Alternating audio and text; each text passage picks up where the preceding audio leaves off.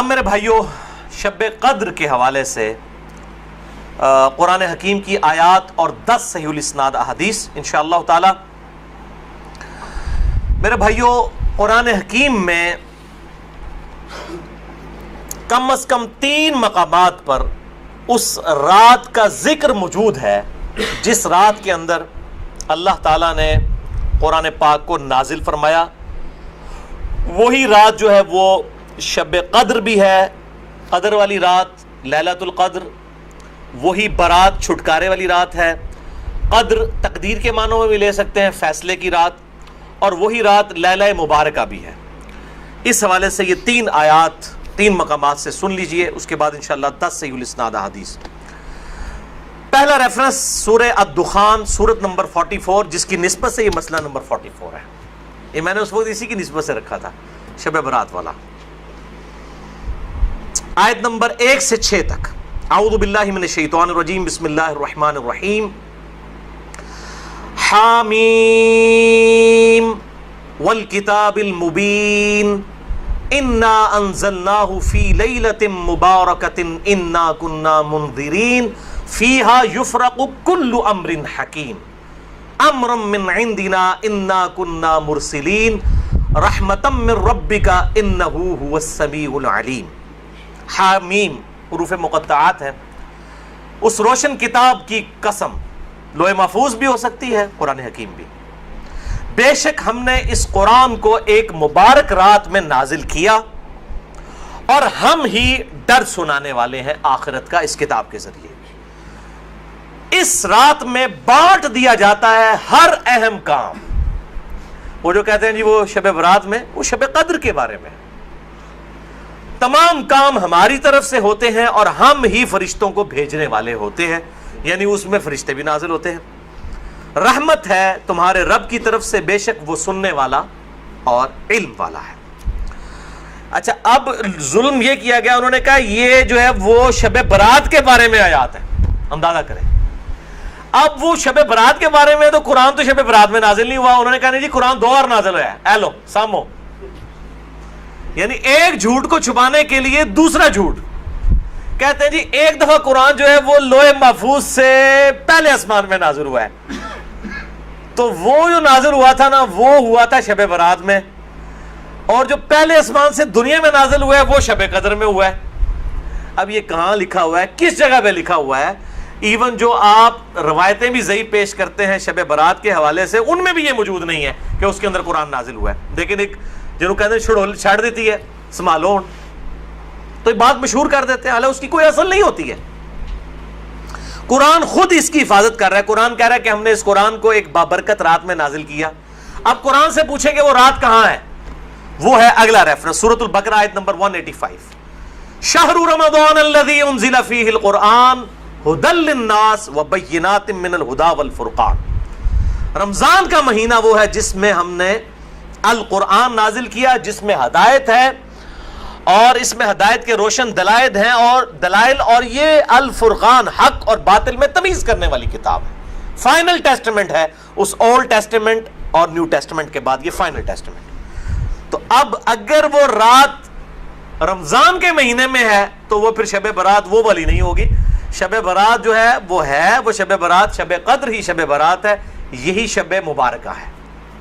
تیسرا ریفرنس قرآن حکیم کی مکمل سورت ہے، سورۃ القدر، سورت نمبر 97، پارہ نمبر 30 میں۔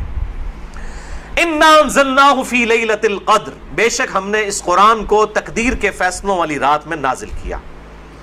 وما ادراک ما لیلۃ القدر، اور تمہیں کیا ادراک ہے، تمہیں کیا پتا کہ یہ لیلۃ القدر کیسی رات ہے۔ لیلۃ القدر خیر من الف شہر، یہ وہ رات ہے جو کہ 1000 مہینوں سے افضل ہے، یعنی قمری اعتبار سے آپ سمجھ لیں کوئی 84-85 سال، اور سولر ایئرز کے اعتبار سے 82 سال کی عبادت سے بہتر ہے اس رات میں عبادت کرنا۔ تنزل الملائکۃ والروح فیہا باذن ربہم من کل امر، اس میں فرشتے نازل ہوتے ہیں اپنے رب کی جانب سے تمام اہم کام لے کر۔ وہی فیہا یفرق کل امر حکیم۔ دیکھیں قرآن کے پیچھے قرآن کی آیات، قرآن کی سب سے بیسٹ تفسیر وہ ہے جو قرآن سے کی جائے۔ سلام، یہ رات سراپا سلامتی ہے، ہی حتی مطلع الفجر، اور یہ سلامتی ہے فجر کا وقت شروع ہونے تک، طلوع فجر تک۔ ویسے تو بخاری و مسلم کی میں نے حدیث بیان کی کہ پورا سال ہی آخری تہائی رات میں اللہ تعالیٰ کی طرف سے ندا آتی ہے، لیکن اس کی خصوصیت یہ ہے کہ مغرب کا وقت شروع ہونے سے لے کر طلوع فجر تک یہ پوری کی پوری رات اللہ تعالیٰ کی طرف سے ایک خاص رات ہے جس میں فرشتے نازل ہوتے ہیں، اہم کام بانٹے جاتے ہیں، تقدیر کے فیصلوں کی رات ہے۔ تو یہی شب قدر ہے، یہی شب برات ہے، یہی لیلہ مبارکہ ہے، یہ سارے کے سارے نام اسی پہ فٹ بیٹھتے ہیں۔ اب آخر میں 10 صحیح الاسناد احادیث اور 10 کی 10 جو ہیں وہ میں مشکات سے ان کے نمبرز بھی بتا دوں گا، اور بخاری اور مسلم پرائمری بکس کے نمبر نہیں بتاؤں گا، مشکات کے نمبر بتاؤں گا جو انسائکلوپیڈیا آف حدیث ہے۔ پہلی حدیث صحیح بخاری صحیح مسلم دونوں میں ہے، مشکات میں ہے 1958۔ آپ صلی اللہ علیہ وآلہ وسلم نے فرمایا جو شخص ایمان اور احتساب کے ساتھ، احتساب کہہ دیں گے آپ 3 چیزوں کو جوڑ کے، اخلاص، ثواب اور اصلاح نفس، جو ایمان اور احتساب کے ساتھ رمضان کے مہینے کے روزے رکھ لے، اللہ تعالیٰ اس کے سابقہ سارے گناہوں کی مغفرت فرما دے گا۔ اور جو ایمان اور احتساب کے ساتھ رمضان کی راتوں کا قیام کر لے، یعنی تراویح قیام اللیل کر لے، اس کے بھی سابقہ سارے گناہ معاف ہو جائیں گے۔ اور جو ایمان اور احتساب کے ساتھ لیلۃ القدر کا قیام کر لے، اس کے بھی سابقہ سارے گناہ معاف، لیکن صرف چھوٹے گناہ، کبیرہ گناہ صرف توبہ سے معاف ہوتے ہیں، چھوٹے گناہ تو آٹومیٹکلی معاف ہو جاتے ہیں نیک اعمال کرنے سے۔ اس کے ثبوت میں وہ حدیث ہے صحیح مسلم کی جو مشکات میں ہے 564۔ آپ صلی اللہ علیہ وآلہ وسلم نے فرمایا اگر کبیرہ گناہوں سے بچا جائے تو 5 نمازیں، ایک نماز سے دوسری نماز تک، ایک جمعے سے دوسرا جمعہ، اور ایک رمضان سے دوسرا رمضان، درمیان کے تمام گناہوں کا کفارہ بن جائیں گے اگر کبیرہ سے بچا جائے۔ تو نماز چھوڑنا خود ہی کبیرہ، ورنہ لوگ کہیں جی کہ رمضان ہی پڑھ لو، دوسرے رمضان وشکالی پار، کیوں؟ صحیح مسلم میں حدیث ہے، مشکات میں ہے 569 کہ بندے کے کفر اور اسلام، شرک اور اسلام کے درمیان فرق نماز ہے۔ یہ اتنا کبیرہ گناہ ہے کہ بندے کے کفر اور اسلام کا فرق ہے۔ تو جو کبیرہ گناہ کر رہا ہے نماز والا، اس کا کیسے ایک جمعے سے دوسرا جمعہ کفارہ بن سکتا ہے، یا ایک رمضان سے دوسرا رمضان کفارہ بن سکتے ہیں؟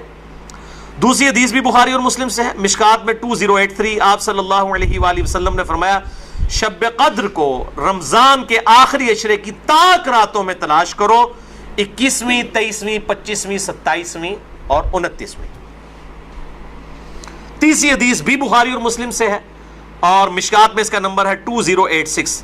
آپ صلی اللہ علیہ وسلم نے رمضان کا پہلا عشرہ اعتکاف کیا، پھر دوسرا عشرہ بھی اعتکاف کیا، پھر سر مبارک خیمے سے باہر نکالا اور کہا کہ میں نے پہلا عشرہ اعتکاف کیا تھا شب قدر کی تلاش میں، لیکن مجھے نہیں ملی، دوسرے میں بھی نہیں ملی۔ پھر ایک فرشتے نے آ کے مجھے خبر دی کہ اس کو آپ آخری عشرے میں تلاش کریں، اگر تم میں سے کوئی اعتکاف میرے ساتھ کرنا چاہتا ہے تو کر لے۔ اور پھر آپ صلی اللہ علیہ وآلہ وسلم نے فرمایا مجھے خواب میں وہ رات دکھا دی گئی، اور اس میں مجھے رات میں وہ خواب میں دکھائی گئی لیکن پھر مجھے بھلا دی گئی۔ سنقرئک فلا تنسى الا ما شاء اللہ، اے نبی ہم تمہیں پڑھائیں گے، تم کبھی نہیں بھولو گے مگر جب اللہ چاہے گا۔ بھلا دی گئی، اور اس کیوں بھلائی گئی وہ آگے بخاری کی حدیث بھی آ جائے گی۔ پھر بھلا دی گئی۔ بہرحال مجھے ایک بات یاد ہے کہ اس رات صبح کے وقت جب میں فجر کی نماز پڑھ رہا ہوں گا تو میرے ماتھے پر کیچڑ کا نشان ہوگا، یہ آپ کو خواب میں دکھایا گیا۔ اور اسی حدیث میں الفاظ ہیں کہ 21ویں رات جب آئی، یعنی 20ویں اور 21ویں روزے کی درمیانی رات، اس میں جب آپ نے 21ویں روزے کی جب فجر پڑھی تو اس رات کافی بارش ہوئی، مسجد نبوی کی چھت ٹپکنے لگی، اور ظاہر ہے کہ قالین وغیرہ تو نہیں ہوتے تھے، مٹی پہ ہی نماز پڑھی جاتی تھی، یہی افضل ہے۔ لہٰذا اہل تشیع کا پارشلی مقدمہ اس حوالے سے مضبوط ہے کہ مٹی پہ ہی سجدہ ہونا چاہیے۔ تو بہرحال آپ صلی اللہ علیہ وآلہ وسلم کے ماتھے پر مٹی کا نشان پڑ گیا۔ صحابہ کہتے ہیں جب نماز کے بعد آپ صلی اللہ علیہ وسلم جب رخ انور صحابہ کی طرف کرتے تھے تو انہوں نے دیکھا کہ آپ صلی اللہ علیہ وآلہ وسلم کے ماتھے پر مٹی کا نشان ہے، تو صحابہ کو پتہ چلا اچھا آج شب قدر تھی۔ اچھا اب آپ دیکھیں کہ یہ نہیں ہے کہ کوئی شے نظر آ جاتی ہے، ورنہ صحابہ کو بھی نظر آئی، آپ صلی اللہ علیہ وسلم کو بھی کوئی چیز نظر نہیں آئی. اور یہاں اتنا مشہور کیا، کہتے ہیں جی سمندر کا پانی میٹھا ہو جاتا ہے، اور کوڑ مارنے چھڑ دو. ہوں ماڈرن دور جے کسی گورے نے سن لی نا گل، اور جناب بہ جائے گا رمضان دا پورا مہینے روزانہ دا ایک ٹیسٹ لے گا اور کہے گا دسو کس داڑے جناب شاید نالوں میٹھا ہوتا ہے سمندر دا پانی. جی سارے درخت سجدے میں گر پڑتے ہیں، بھائی ہم سی سی ٹی وی کیمرے لگا لیتے ہیں، پتہ لگ جائے گا کس وقت گرتے ہیں. یہ سب جھوٹ ہے، کسی روایت کے اندر موجود نہیں ہے. بس صرف آپ نے قیام کرنا ہے رات کا، کوئی ایک رات اس میں ہوگی. اسی لیے دیکھیں یہ فکس بھی نہیں کر کے بتائی گئی کہ فلاں ہے، کہا گیا 5 ہیں، 21ویں 23ویں 27ویں 25ویں 27ویں اور 29ویں. چوتھی حدیث صحیح مسلم سے عبداللہ بن انیس کی، مشکات میں 2087. اس میں بھی یہی پورا واقعہ ہے، لیکن اس میں الفاظ یہ ہیں، اب دوسرے صحابی کہتے ہیں کہ وہ 23ویں شب تھی. ابو سعید خدری کہہ رہے ہیں وہ 21ویں تھی کیچڑ والی، اور عبداللہ ابن انیس کہہ رہے ہیں وہ 23ویں تھی. لیکن یہی دو اختلاف آ گئے. تو وہ 21ویں بھی ہو سکتی ہے، 23ویں بھی، 25ویں بھی، 27ویں بھی. اور اس کی حکمت کیا ہے بدلنے کی میں بعد میں بتاتا ہوں. تو یہ شب قدر کے حوالے سے ایک دعا بھی بڑی مشہور ہے، اللہم انک عفو تحب العفو فاعف عنی. یہ روایت مشکات میں بھی موجود ہے 2091 اور جامع ترمذی اور سنن ابن ماجہ میں موجود ہے، لیکن یہ روایت منقطع ہے. وہ تابعی جو ہے عبداللہ بن بریدہ، اس کا سماع اما عائشہ سے ثابت نہیں ہے. شیخ البانی سے حسن درجے تک پہنچاتے ہیں. بہرحال دعا کے بارے میں میرا موقف یہ ہے، چاہے کوئی ضعیف روایت بھی ہو، اگر کوئی دعا کے طور پہ اسے کر لے تو میں اس کے اوپر کوئی فتوے والا معاملہ نہیں کرتا. امام دارقطنی نے بھی یہ بات لکھی ہے کہ یہ منقطع روایت ہے. اللہم انک عفو تحب العفو فاعف عنی. 5ویں حدیث صحیح مسلم سے ہے، مشکات میں ہے 2088. سیدنا ابی ابن کعب کو کسی نے بتایا کہ عبداللہ ابن مسعود کہتے ہیں رضی اللہ تعالیٰ عنہ کہ جو شخص روزانہ آخری پہر جاگے گا تہجد کے وقت تو وہ شب قدر پا لے گا. اب یہ دیکھیں کہ روزانہ جو جاگے گا ظاہر وہ پا ہی لے گا. عبداللہ ابن مسعود کی جب یہ بات پہنچی ابی ابن کعب تک تو انہوں نے کہا اللہ تعالیٰ ہمارے بھائی پہ جو ہے وہ رحم فرمائے. انہوں نے شاید یہ بات اس لیے کہی کہ لوگ صرف اکتفا ہی نہ کر لیں رمضان کے قیام پہ ہی، اس لیے انہوں نے یہ بات کی ہوگی، ورنہ ہمارے بھائی عبداللہ ابن مسعود کو یہ بات خوب پتہ ہے کہ شب قدر جو ہے یہ رمضان کے آخری عشرے میں آتی ہے.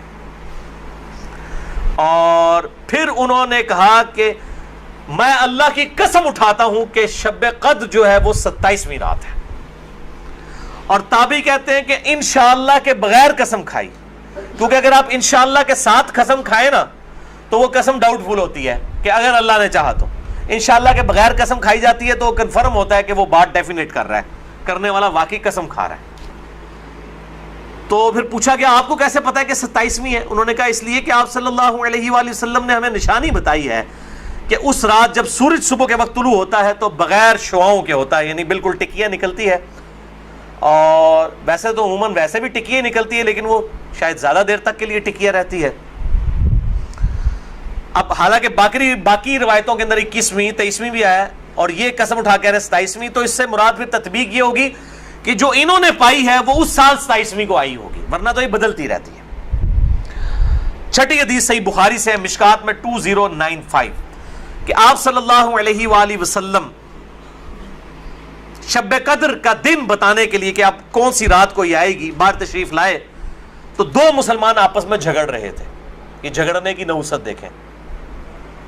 آپ صلی اللہ علیہ وسلم بھول گئے اور آپ نے فرمایا کہ مجھے اللہ نے بتائی تھی وہ رات لیکن پھر مجھے بھلا دی گئی، سنقرئک فلا تنسى الا ما شاء اللہ. اور پھر آپ نے فرمایا کہ اس وجہ سے بھلائی گئی کہ یہ 2 مسلمان آپس میں جھگڑ رہے تھے، اور پھر کہا ہو سکتا ہے کہ اللہ کی اسی میں بہتری ہو، یہ بھی ساتھ کہہ دیا، ورنہ انہوں 2 مسلمانوں نے لوگ قیامت تک کوستے رہتے. بھائی اللہ نے بتانا ہوتا تو بعد میں بتا سکتے، اللہ کے لیے تو کوئی مسئلہ نہیں تھا، اسی میں بہتری ہو، اور یہ واقعی بہتری ہے. اور پھر فرمایا اب تم اسے 21ویں 23ویں اور 25ویں میں تلاش کرو. اب یہاں 27ویں 29ویں کا ذکر کوئی نہیں ہے، وہ الگ سے حدیث میں. تو حکمت یہ ہے بیسیکلی اس کو ڈیفرنٹ کرنے میں تاکہ لوگ یہ پورا عشرہ جو ہے وہ اہتمام کریں. دوسرا لوگ کہتے ہیں جی جس رات میں قرآن نازل ہوا تھا وہ ہوگی تو کوئی ایک ہی رات نا، یا 21ویں ہوگی. یہ تو نہیں ہے کہ 14 اگست اس دفعہ جو ہے 14 اگست کو آئے تو اگلی دفعہ 14 اگست جو ہے وہ 21 اگست کو آ جائے. اس طرح تو نہیں ہوگا. 14 اگست تو 14 اگست کو ہی آئے گا. تو یہ کیا وجہ ہے کہ قرآن جس رات میں نازل ہونا شروع ہوا وہ تو یا 21ویں تھی یا 23ویں تھی یا 25ویں یا 27ویں یا 29ویں, تو اگلے سال بھی وہی ہونی چاہیے. تو یہ دنیاوی اعتبار سے تو یہ بات بالکل ٹھیک ہے. لیکن جب اللہ تعالیٰ نے اس کی سیلیبریشن اس طرح کر دی ہے کہ اس سال میں اس کی سیلیبریشن کروں گا 21ویں کو, اگلے سال 23ویں کو, اس سے اگلے سال 27ویں کو, اس سے اگلے سال پھر شاید 21ویں کو ہو جائے, پھر کبھی 29ویں کو, تاکہ یہ روٹیٹ کرتی رہے, مسلمانوں کا شوق برقرار رہے. اس میں نظر کچھ نہیں آنا ہوتا, بس قیام کرنا ہوتا ہے. اللہ تعالیٰ 82 سال کی عبادت کا ثواب لکھ دے گا.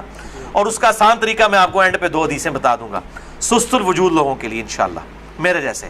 7ویں حدیث بھی بخاری اور مسلم دونوں میں ہے, مشکات میں 2090.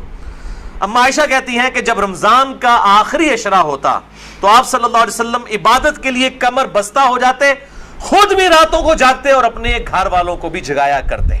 اللہ تعالی ہمیں بھی اس سنت پر عمل کرنے کی توفیق عطا فرمائے, آمین. 8ویں حدیث صحیح مسلم سے ہے, مشکات میں 2089. اما عائشہ رضی اللہ تعالیٰ عنہ کہتی ہیں کہ آپ صلی اللہ علیہ وسلم جس قدر رمضان مبارک کے آخری عشرے میں عبادت اور سخاوت والا معاملہ کرتے تھے, پورا سال کبھی ایسا نہیں کرتے تھے, اس آخری عشرے میں خصوصاً. 9ویں حدیث تو ہے ہی بالخصوص پرٹیکولرلی اعتکاف کے حوالے سے, اور اعتکاف بھی بیسیکلی شب قدر کی تلاش کے لیے ہوتا ہے. کم از کم 10 دن مسجد میں ٹکا تو رہے گا نا. چلو ستے ہی لب گئی, مسجد ہی تو مل جائے گی نا انہوں شب قدر, اور کوئی نہیں تو لوگ فجر اور عشاء کی نماز ہی جماعت سے پڑھا دیں گے. خراٹے لے رہے ہوں تو اعتکاف والوں کی تو ویسے ہی شامت آئی ہوتی ہے بیچاروں کی. اعتکاف والوں کو تو رات کو بھی نہیں سونے دیتے, اور درس بھی مجبوراً بیچارے اعتکاف والوں کو ہی سننا پڑتا ہے. تو بخاری اور مسلم میں حدیث ہے, مشکات میں 2097. اما عائشہ رضی اللہ تعالیٰ عنہ کہتی ہیں کہ آپ صلی اللہ علیہ وسلم رمضان کے آخری عشرے کا اعتکاف فرمایا کرتے تھے یہاں تک کہ آپ کی وفات ہو گئی. ہر سال اعتکاف کرتے تھے آپ صلی اللہ علیہ وآلہ وسلم. یہ سنت موقدہ کفایہ ہے, چند لوگ کر لیں تو باقیوں کی طرف سے ادا ہو جائے گی. اور پھر آپ صلی اللہ علیہ وسلم کی وفات کے بعد آپ کی بیویاں بھی مسجد نبوی میں اعتکاف کیا کرتی تھی. لیکن اسی کانٹیکسٹ میں بخاری مسلم میں حدیث ہے, ایک دفعہ آپ صلی اللہ علیہ وآلہ وسلم نے جو ہے وہ مسجد نبوی میں اعتکاف کے لیے خیمہ لگایا. کسی ایک بیوی نے آ کے خیمہ لگایا, پھر دوسری نے بھی وہ سوکن والا سلسلہ کرتے کرتے کئی خیمے لگے. آپ نے ساروں کے کھڑوا کے اپنا بھی کھڑوا دیا. اس سال آپ نے اعتکاف ہی نہیں کیا. پھر آپ نے اگلے سال صحیح بخاری میں آتا ہے 20 دن کا اعتکاف کیا, اور وہ آپ کا آخری سال تھا. تو آپ نے اعتکاف ہی نہیں کیا کہ یہ یعنی اللہ کی رضا کی خاطر اعتکاف کیا جائے, نہ کہ میری وجہ سے کہ میرے ساتھ ایک بیوی اعتکاف بیٹھی ہے پھر دوسری بھی, سب کے خیمے. اس سے یہ بات پتہ چلی کہ مسجد نبوی میں اعتکاف عورتیں کیا کرتی تھی, اور مسجد میں اعتکاف آج بھی مسجد نبوی میں اور بیت اللہ شریف میں اعتکاف ہوتا ہے. بہرحال اس حوالے سے میرا موقف تھوڑا اب لینیٹ ہو چکا ہے. اب جو پرفتن دور ہے جس کے اندر یہ موبائل کیمرے اور ویڈیوز اور سیکیورٹی تقریباً ختم ہو چکی ہے مسجدوں کی, اس صورتحال میں اگر عورتیں گھروں میں اعتکاف کر لیں تو اجتہاداً اس میں بھی کوئی حرج نہیں ہے, کیونکہ مسجدیں جو ہے آج کل عورتوں کے اعتکاف کے اعتبار سے خطرے سے خالی نہیں ہے. جیسا کہ یہ موبائل فون ہے, اور لوگوں کی اگلے دن بھی اخبار میں خبر آئی تھی, وہ تصویر کسی کی چڑھا دی, اس طریقے سے اس عورت نے خودکشی کر لی. اس قسم کے واقعات ہوتے ہیں. لہٰذا اس میں میرے خیال ہے حدیث جو سختی کرتے ہیں وہ نہیں کرنی چاہیے.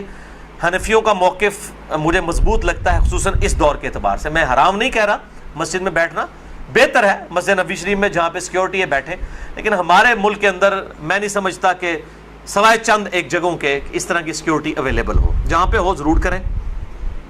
لیکن عورت نفلی روزہ اور اعتکاف اپنے خاوند کی مرضی کے بغیر نہیں کر سکتی, ذرا یہ ذہن میں رکھیے گا. 10ویں حدیث جامعہ ترمذی میں ہے, سنن ابی داؤد میں ہے, سنن ابن ماجہ میں, مشکات میں 2102. انس ابن مالک کا بیان ہے کہ آپ صلی اللہ علیہ وسلم رمضان کے آخری 10 دن میں اعتکاف فرمایا کرتے تھے, لیکن ایک سال نہ کر سکے تو اگلے سال 20 دن کا اعتکاف فرمایا. وہ ایک سال وہ بیویوں کی وجہ سے ہی نہیں کیا. اور صحیح بخاری میں 2099 نمبر حدیث ہے کہ جس سال آپ کی وفات ہوئی یہ 20 دن والا اعتکاف آپ صلی اللہ علیہ وآلہ وسلم نے اس سال کیا تھا جس سال آپ کی وفات ہوئی. اور اس بخاری کی حدیث میں الفاظ ہیں کہ اس سال پھر جبرائیل علیہ السلام کے ساتھ 2 دفعہ دورہ قرآن کیا. اور بخاری مسلم میں آتا ہے نا, جو سیدہ فاطمہ کے کان میں ایک بات کہی تھی کہ اس سال میرے ساتھ 2 دفعہ دورہ کیا جبریل نے، مجھے لگتا ہے کہ میری موت کا وقت قریب آ چکا ہے، تو وہ رو پڑی، اور پھر ایک اور بات کہی کہ تم جنتی عورتوں کی سردار ہو، تو وہ مسکرا پڑی۔ تو آپ صلی اللہ علیہ وآلہ وسلم کے ساتھ اس آخری اعتکاف میں 2 دفعہ دورہ قرآن حضرت جبرائیل نے کیا الحمدللہ۔ یہ تلک عشرۃ کاملہ 10 پوری ہوئیں۔ اب آخری 2 حدیثیں شارٹ کٹ گفٹ کے طور پر شب قدر کا آسان قیام پانے کے لیے۔ پہلی حدیث صحیح مسلم سے ہے 1491 اور مشکات میں بھی ہے 630۔ سیدنا عثمان ابن عفان رضی اللہ تعالیٰ عنہ علیہ السلام کہتے ہیں کہ نبی صلی اللہ علیہ وآلہ وسلم نے فرمایا، جس شخص نے عشاء کی نماز جماعت سے پڑھ لی گویا اس نے آدھی رات کا قیام کیا، اور پھر جس نے فجر کی نماز بھی جماعت سے پڑھ لی گویا اس نے پوری رات کا قیام کیا۔ اللہ اکبر کبیرہ والحمدللہ کثیرہ وسبحان اللہ بکرۃ واصیلہ۔ اور یار ایتے کر سکتے ہیں نا کہ رمضان کے آخری عشرے میں پورے عشرہ کر لو تو جفت تاک دا بھی رولا بن جاتا ہے تے چاند دی وجہ نال۔ پورا رمضان ہی اہتمام کریں، پورا سال ہی اہتمام کریں، فجر اور عشاء جماعت کے ساتھ، اور کوئی رکعت فوت نہ ہو۔ اگر ایک رکعت بھی فوت ہوگی تو وہ پاکستانی انڈیا بنگلہ دیش والی جماعت ہے، اللہ کے حضور وہ جماعت نہیں لکھی جاتی۔ جماعت اسی صورت میں ہے کہ آپ کی 4 کی 4 رکعتیں امام کے ساتھ ہو، سلام امام کے ساتھ آپ پھیریں گے، تو یعنی امام کے رکوع میں جانے سے پہلے پہلے آپ قیام کی حالت میں اس کے ساتھ مل جائیں سورہ فاتحہ پڑھ کے، تو آپ کو وہ 4 رکعتیں ملیں گی، اور فجر کی 2 رکعتیں اس صورت میں۔ تو عشاء کی نماز آدھا قیام اور فجر کی بھی، اور رمضان میں تو ویسے ہی اٹھنا ہوتا ہے، بڑا آسان ہے الحمدللہ۔ دوسری حدیث جامعہ ترمذی میں ہے 806، سنن ابن ماجہ میں 1327، ترمذی میں 806۔ یہ واحد حدیث ہے آج کے پورے لیکچر میں جو مشکات میں موجود نہیں ہے، میں نے ترمذی اور ابن ماجہ کا نمبر بتا دیا۔ ابو ذر غفاری رضی اللہ تعالیٰ عنہ کہتے ہیں کہ نبی صلی اللہ علیہ وسلم نے فرمایا، جو شخص امام کے ساتھ قیام اللیل کر لے رمضان میں یہاں تک کہ امام سلام پھیر کر فارغ ہو جائے، یعنی تراویح پڑھانے کے بعد، تو اسے پوری رات کے قیام کا ثواب ملے گا۔ اگر کوئی اکیلا تراویح پڑھتا ہے اس کے لیے فضیلت نہیں ہے، یہ جو امام کے ساتھ تراویح پڑھ لینا عشاء کے ساتھ ہی، اس کو پوری رات کے قیام کا ثواب مل جائے گا۔ اچھا، یہ جماعت کی جہاں پہ باتیں ہو رہی ہیں یہاں پہ عورتوں کو استثناء حاصل ہے، عورتوں کے لیے واجب نہیں ہے کہ مسجد میں جائیں، چلی جائیں، اگر کر سکتی ہیں تمام ضرور کریں، ان کو گھر میں بھی اللہ تعالیٰ انشاءاللہ تعالیٰ اس حوالے سے ثواب عطا فرما دے گا۔ خصوصاً عورتیں پوچھ رہتی ہیں جی ہم کہاں سے یہ جماعت، ہم یہ آسان طریقہ، تو عورتوں کے لیے پھر اس حوالے سے آسانی ہوگی انشاءاللہ تعالیٰ۔ تو قیام اللیل اور تراویح کے حوالے سے مسئلہ نمبر میرا 20 ہے، وطر کے حوالے سے مسئلہ نمبر 130 ہے، اور آج انشاءاللہ یہ نیو 44 شب قدر شب برات کے حوالے سے ریکارڈڈ ہو گیا اللہ کے فضل سے۔ رمضان کا آلریڈی 53 ہے، لیکن میں انشاءاللہ اگلے 2 ہفتوں میں اسے 2 نشستوں میں ریوائز کر کے ریکارڈ کروا رہا ہوں انشاءاللہ ڈیٹیل کے ساتھ، 53A اور 53B مسئلہ کے عنوان سے انشاءاللہ تعالی۔ اور ان طاق راتوں میں صلاۃ التسبیح کا بھی اہتمام کریں۔ ڈیٹیل کے لیے مسئلہ نمبر ہے 91 میرا صلاۃ التسبیح کے اوپر، اب وہ آپ ضرور دیکھیں، کیونکہ صلاۃ التسبیح بہت بڑی عبادت ہے، تو قیام کرنا ہی ہے۔ اعتکاف والے لوگ ویسے ہی گپے مارتے رہیں اور جناب وہ فیس بک پہ بیٹھے رہیں، اس سے بہتر ہے کہ کم از کم ہر طاق رات میں صلاۃ التسبیح کا اہتمام کریں، جماعت کے ساتھ نہیں، انڈیویجول لیول کے اوپر۔ نفلی نماز جو ہے وہ جماعت کے ساتھ، اگر بغیر دعوت کے کبھی کبھار ہو جائے وہ الگ بات ہے، وہ ثابت ہے، بخاری مسلم سے ثابت ہے، لیکن یہ جس طریقے سے اشتہار بازی کی ہوتی ہے کہ فلاں مسجد میں صلاۃ التسبیح کی جماعت اتنے بجے ادا کی جائے گی، یہ چیز ٹھیک نہیں ہے۔ اگر بغیر اعلانیہ ہو، اعتکاف والے بیٹھے ہیں، اچانک ایک بندہ آگے ہوتا ہے، پیچھے لوگ نیت کر لیتے ہیں، اس کا جواز بخاری مسلم سے موجود ہے۔ میں نے اس کے اوپر جو ہے وہ اپنی جو کوسچن آنسر سیشن تھے، مسئلہ نمبر 110 ABCDEFGH، اس کے اندر میں نے یہ بیان بھی کیا ہے الحمدللہ۔ اللہ تعالیٰ سے دعا ہے جو حق بات میں نے کہی اللہ تعالیٰ ہمارے دلوں میں راسخ فرمائے، اگر جذبات میں میرے منہ سے کوئی غلط بات نکل گئی تو اللہ تعالیٰ ہمارے دلوں سے معاف کر دے، ہمیں کتاب و سنت کی تعلیمات پر عمل کر کے دوسرے بھائیوں تک پہنچانے کی توفیق عطا فرمائے۔ سبحانک اللہم و بحمدک، اشہد ان لا الہ الا انت، استغفرک و اتوب الیک، وما علینا الا البلاغ المبین۔